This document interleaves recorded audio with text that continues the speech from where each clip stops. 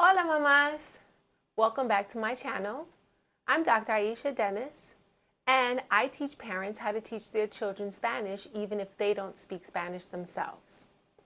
This week we're going to talk about why it is so important to get started early learning Spanish. Be sure to stick around to the end of the video to learn 4 expressions that you can use with your children this week. So as I've mentioned in previous videos, starting many things early have benefits. So a little bit about me. I'm originally from New York, and while I didn't grow up in New York City, I'm very familiar with the educational system throughout the state of New York and in other states as well. Did you know that in New York City, there's an admissions process to preschool? That's right. If you have a child who is growing up in Manhattan and you want to give them a competitive advantage, you have the option of enrolling them in an elite preschool. Now, why would a parent want to go through the process of enrolling their child in an elite preschool? The same reason why parents want their children to go to elite colleges and universities. It gives them a competitive advantage. So think about it. Your child is 2 years old, and they actually have to have an interview with an admissions counselor. The parents go through research and studying how to answer the admissions questions. The parents are interviewed and they submit an application and essay expressing why they think their child should have the opportunity to attend this elite institution. We're talking about preschool. It's real, and it doesn't just happen in New York City. It happens all across the United States. So that should give you a little bit of a clue why it's important to start early. While I'm not telling you it's the best approach to education, I am telling you that these children have advantages. Just Google elite preschools in New York City and you'll see what I'm talking about. Now, how does this relate to Spanish? Well, as I mentioned before, you want your child to be able to stand out to be successful in their future. That's really what it's about in most instances. Whether they're applying for college, you want their application to stand out above all the other applications that are submitted. When they're trying to get into a specialized program in middle school, you want their application to stand out well above everyone else. When you want them enrolled in private schools or in gifted programs, you want their applications to stand out. So whether we like it or not, the competition starts at an early age. What better way to give your child an advantage than to have them be bilingual in Spanish? This is especially important for underrepresented populations. And as a Black mom, I realized very early on that in order for my children to be unique and stand out above the rest, that they had to have unique skills, things that most children their age in their environment would not necessarily be able to do or have. And so I started the process early of teaching them Spanish. They're now in college, and my youngest is in high school, and she and my other 2 children are fully bilingual in Spanish and very confident Spanish speakers. Now, you may be thinking, well, I'll just wait until middle school for them to start. As a former middle school and high school Spanish teacher, middle school is too late.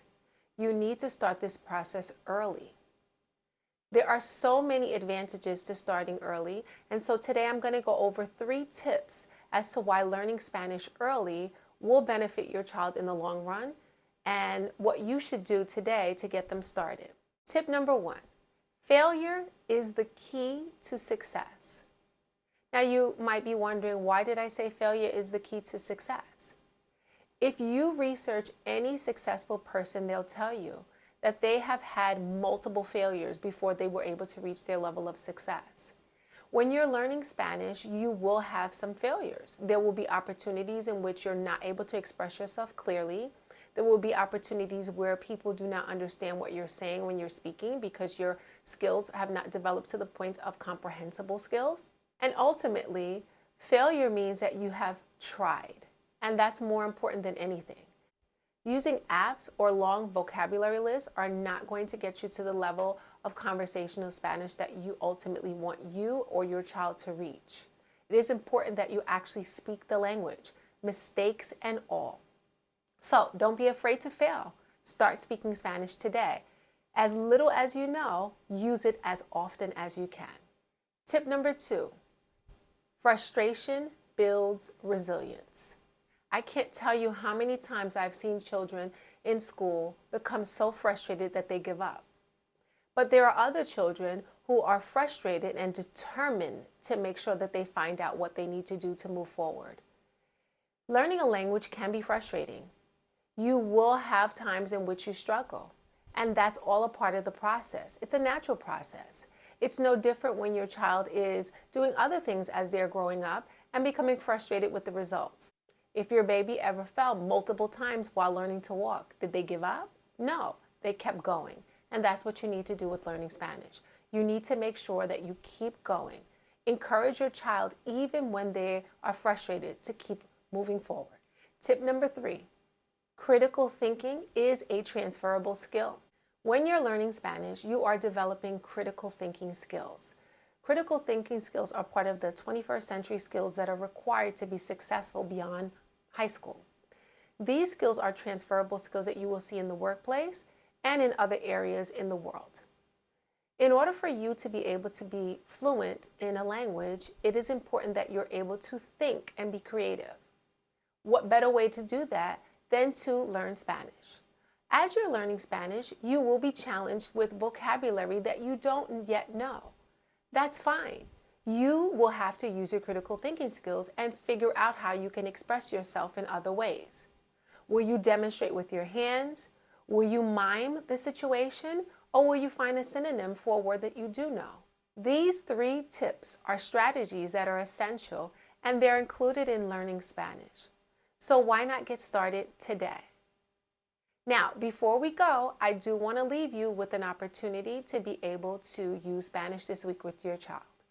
As always, I want to give you 4 expressions that you can use this week with your children to start speaking Spanish today. Expression number 1. Ponte los zapatos.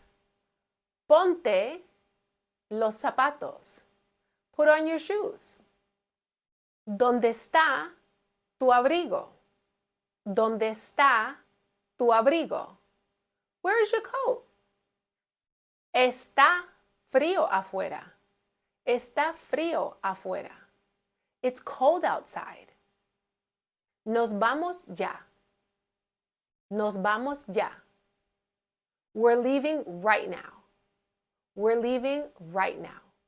Be sure to use these expressions this week with your children, and as always, let me know how it goes in the comments. Until next week, hasta la próxima semana. Adiós.